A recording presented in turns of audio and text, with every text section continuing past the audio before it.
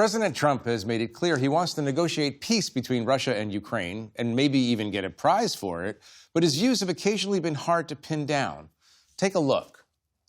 You're gambling with the lives of millions of people. You're gambling with World War III. And what you're doing is very disrespectful to the country, this country. It's an honor to be with a very strong leader. We've gotten along really very well. We get a lot of bullshit thrown at us by Putin, for you want to know the truth. He's very nice all the time, but it turns out to be meaningless. I'm so disappointed in President Putin. We're really honored you guys came over. I mean, these are the heads of major countries and respected all over Europe. Europe is not doing a good job. We're talking about Ukraine. They talk, but they don't produce. Yeah, I also get whiplash. But it seems as if Trump is back in Putin's corner. And I'll explore this tonight with my guests, Ann Applebaum, who's a staff writer at The Atlantic. Susan Glasser is a staff writer at The New Yorker. Amna Davaz is a co-anchor and the co-managing editor of the PBS NewsHour. And Vivian Salama is a staff writer for The Atlantic. Thank you all for being here. Amna, thank you for a very special guest star appearance. My goodness, thank you so much. What an honor. We appreciate it. Why don't I start with you to put you on the spot? Sure. So explain the past year in American-Russian relations. Yeah, 30 seconds or less. 20 seconds, if you don't mind. Perfect. So we've been on this little bit of a roller coaster. We just sort of witnessed that a bit.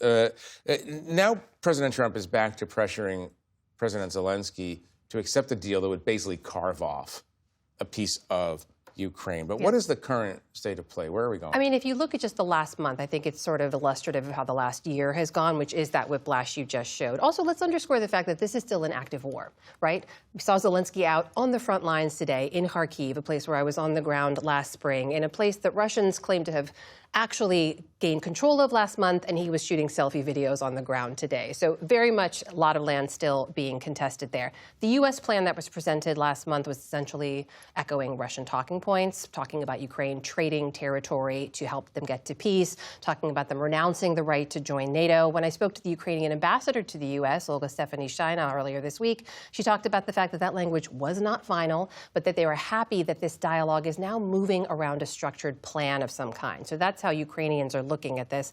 New Ukrainian plan now reportedly removes a lot of that language. But remember here, that peace plan that the president is pushing for, President Trump is pushing for, is separate from the document about security guarantees, which is the critical issue for Ukraine, that there will be some kind of guardrails or protection against future Russian aggression. The last year has shown us just how far back and forth the Trump administration has gone. They came in and took many months to even admit Russia was the aggressor here in the first place. And while there have been moments where he sided with Zelensky, shown some kind of sympathy for Russian strikes on civilians, by and large, this is an administration that's looking to get Russia on board, not necessarily Ukraine. Right. And talk about that a bit. The baseline sympathy is with Putin. And it's his belief, it seems, that it's up to Ukraine to settle a war that, in fact, Russia started. Yeah, there are two or three very bizarre things about the Trump administration's negotiating position. One of them is that one of the things they're asking Ukraine to do is something I don't think Zelensky can do. So it's not just that they're saying, let the Russians keep what they conquered. They want him to give up territory that they control. And I don't think the Ukrainian army will do that. And the Ukrainian army itself. I don't think they will do it, no. And you know, I mean, the Ukrainian army is very decentralized. There are a lot of commanders who have their own funding and they have their own status.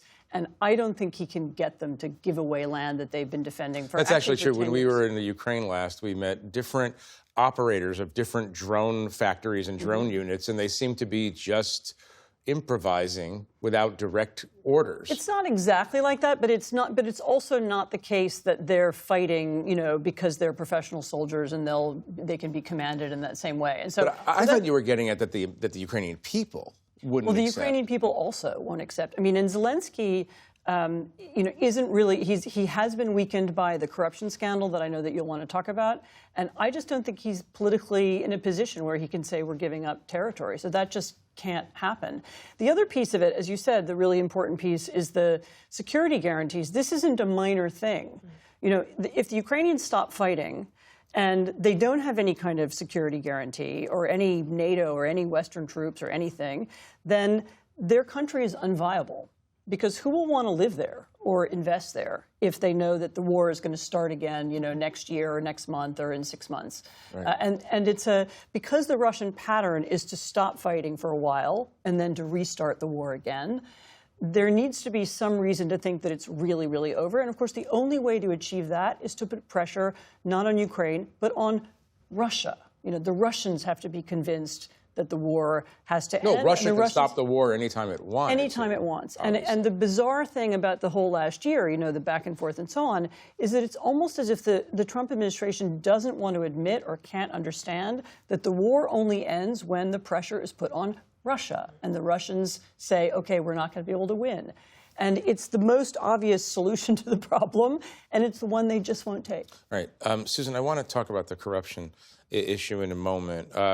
But talk about security guarantees in the framework of what we know about Donald Trump and his commitment to Democratic allies.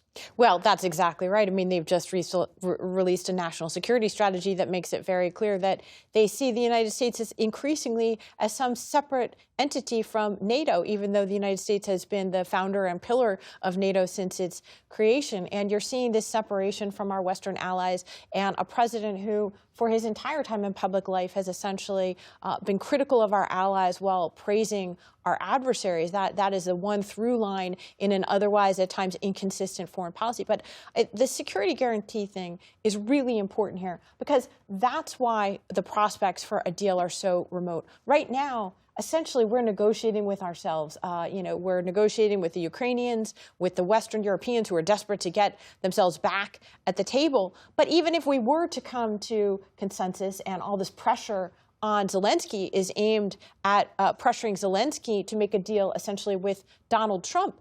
But that deal has to involve the security guarantee that will be a non-starter for Vladimir Putin. Right. And that's why I see so much of what we're dealing with in last year, not as a form of backlash or whiplash with Donald Trump, but more, he's a spurned suitor. Vladimir Putin has not been negotiating. He's not been forced really to negotiate. But the second you come to him, if you're Donald Trump, and you say, here's this meaningful security guarantee that we have for Ukraine, Putin says, well, no deal. Right, right.